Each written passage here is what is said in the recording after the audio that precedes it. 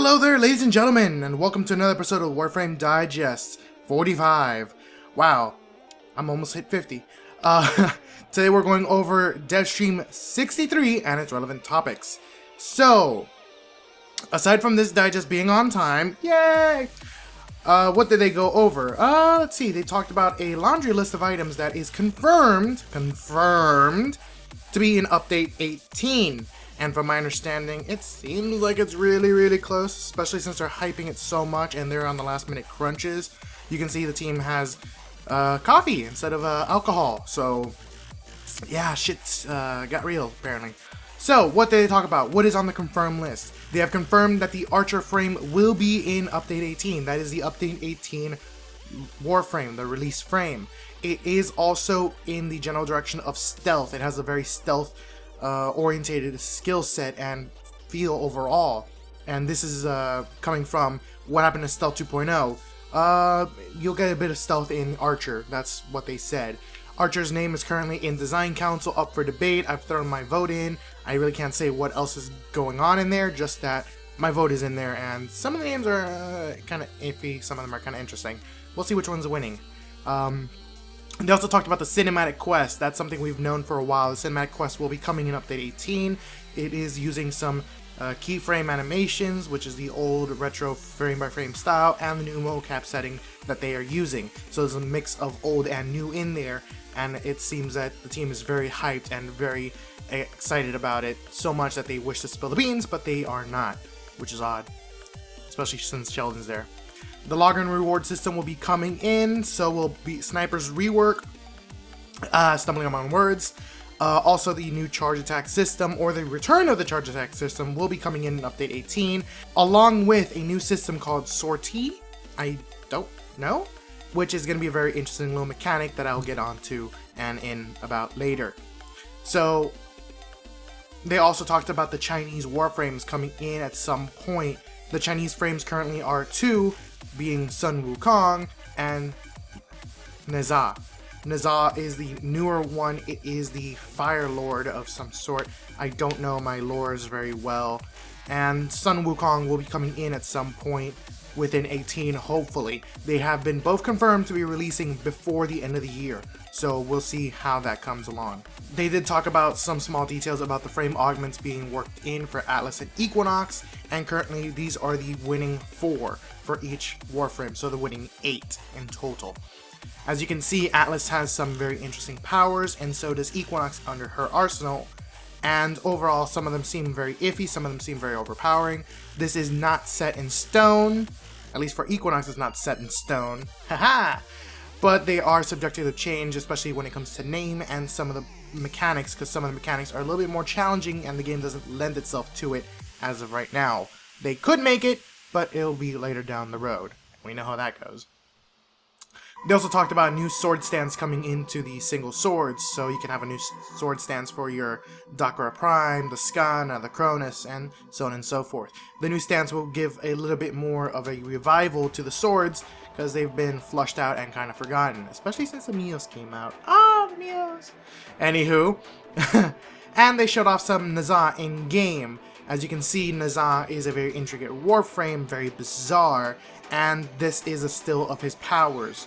And very quick synopsis of his powers. Firewalk, which is his first ability, leaves a trail of fire behind the caster, so as he runs around, a little blaze of fire is right behind, and enemies will be hurt over and over and over as they step on it, and cleanse allies of debuffs, which is very interesting. The only other warframe that does that is Oberon as of this moment with Hollowed Ground. Blazing Chakram, or Chakra. Chakram? It's a giant ring on his back. He'll be able to toss it and do fire damage to enemies and heal allies upon the enemy's deaths if they have been struck by the Chakram. And recasting the skill while the Chakram is bouncing around will cast a teleport, so it's kind of a mix of a couple of interesting mechanics into one power. Warding Halo is more or less the equivalent of Rhino's Iron Skin. Warding Halo will create a fire protective barrier that will stun enemies that get close and deal fire damage to them, as well as absorbing damage overall for a certain amount of points, which is more or less why I said equivalent to Rhino's Iron Skin. And Divine Spears. Originally I thought this would be a Radio Javelin repaste, but it kind of is a little bit changed. The spears come from the ground, impaling the enemies and lunging them into the air, pretty much paralyzing them and making good crowd control out of it. And I don't know, very interesting. I can see this being a very spammable skill down the road. At least I know I'm going to be spamming it. And they also showed off some of the sniper rework. The snipers now have a new rework where you are allowed to dynamically zoom in and out instead of being that persistent set zoom, which isn't very much, or with the augment, or with the mods that just amplifies it by so much and you really don't need that much. Along with this, they're also adding a combo system to snipers according to the amount of enemies you've consecutively hit, more or less like the melee system, but for the snipers it will improve and give different stats according to the combo points and the weapon type, so improve reloads, faster charges, and maybe improve damage according to headshots or crits, who knows, it's kind of like round and about. And also some bonus stats for zooming in, as you can see on the right side, as the number scales every zoom that comes in. Most of these weapons will be getting an additional crit damage multiplier when you're further zoomed in, giving it more reason and more of a purpose to be so far zoomed in and exposing yourself to not knowing what is directly around you. And they also talked about the sortie, which is a new interesting mechanic that I'm actually really well interested in. It is going to be an endgame system for those high-end players where every single mission has a certain modifier onto the level. This modifier comes in different versions, as you can see here. It ranges from radiation damage being dealt from the enemies, along with jammings of our weapons, and nullification of our powers, or so on and so forth. This is kind of like the nightmare system, but it kind of throws it out into a new higher extent because these enemies will be of higher scale and higher just threat levels overall. And to compensate the players for their hard efforts, they are also adding a unique custom loot table to the sorties, more or less along the line of the arcanes being for raids. This will have its own loot table and no idea exactly what it will provide.